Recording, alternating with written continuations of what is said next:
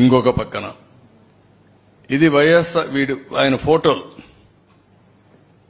Survey చేసి survey రాళ్ల పైన ఆయన బొమ్మ వేసుకోవాలని మళ్ళా పేరు వేసుకున్నాడు.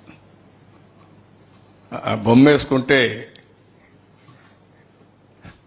కొంతమంది సజెస్ట్ చేశారని, ఇది నవ్వులాట కాదు, సజెస్ట్ చేశారని. చనిపోయిన తర్వాత బొమ్మ వేసుకుంటారు, నువ్వు వేసుకొని అక్కడ పొలాల్లో పెడుతున్నావు, నువ్వు చనిపోయావనుకుంటారు అని చెప్తే పేరు పెట్టాడు. ఈ పేర్లు చూడండి మీరు.